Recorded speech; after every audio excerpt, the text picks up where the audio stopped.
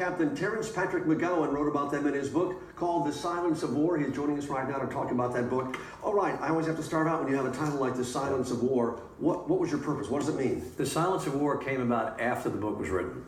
I sent part of it to a really good friend of mine who was over there, and he said, my daughter, I got halfway through it and I had to stop. My daughter crawled in my lap, she's a little kid, said, "Don't cry, Daddy, here's my teddy bear."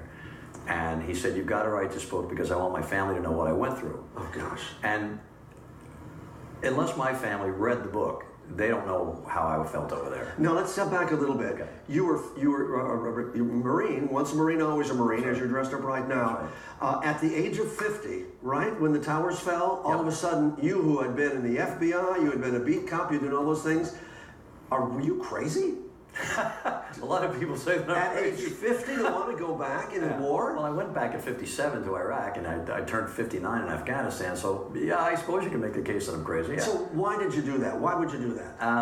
Once a Marine, always a Marine. I'm still fit. I'm still fit for duty. I've got a couple of injuries that, you can't get through life without injuries if you're active. But other than that, I can do it. And when the towers came down, I felt like everybody else did. It was like the Japanese bombed Pearl Harbor. Everybody wanted to join up. So I wanted to go back. And I couldn't go back on active. I couldn't go back on active duty. I couldn't go back in the reserves because I was too old. Yeah. But what I ended up doing was, in Afghanistan, I was technically a civilian. But the whole idea of once a Marine, always a Marine, I was a law enforcement advisor. They call him a LEP, law enforcement professional. Yeah. And once a Marine, always a Marine is true. So probably almost everybody in the battalion regarded me as a Marine, an old Marine. My name was Old Guy. Yeah, yeah. They didn't say Terry, they said Old Guy. Did they respect you because Yes. did you do these house-to-house searches and that kind of stuff? Yes, in Faisalabad, in the middle of about a 6 or 7 hour engagement, yeah, I was kicking indoors, yeah. At your age, I mean, that's the part that I find most outstanding.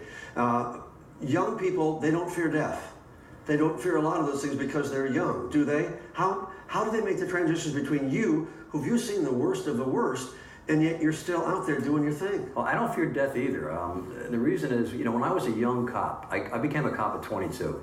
I'm 67 sitting here, so you can imagine how... Oh my gosh, 67. You can imagine how young I looked when I was 22 and a cop. Okay. My little kids used to follow me around and go, "You're not a real cop. That's not a real cop." Oh, no. No, I'll get the gun, I'll show you. Yeah. But I realized, what?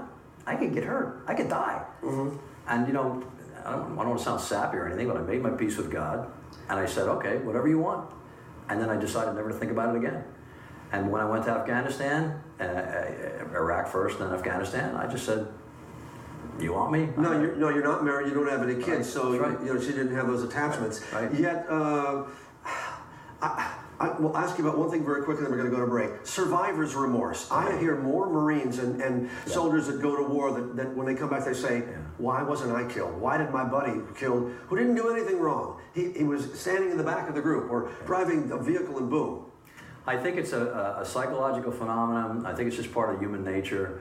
In my case, in the book there, what hit me so hard is I had just left the place where two of my better friends got killed.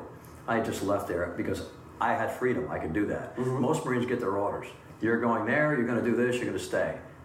I just said, you know what, I don't think there's anything going on here. I'm going someplace else. And then they got killed. And I was thinking, I could have been there. I should have been there. Of course, if I had been there, I also realized I'd have been killed. Yeah. Because the one guy that I buddied up with the most was a captain, D-Ring is his nickname. When he went forward, I would have gone forward with him. He got mowed down by a machine gun. I'm not bulletproof. I would have gone down too. Mm-hmm. So, maybe it was God's will and it wasn't my time yet. Yeah. All right, it's called The Silence of War by Terrence Patrick McGowan. We're going to talk more about it after we take this short break. Stay with us.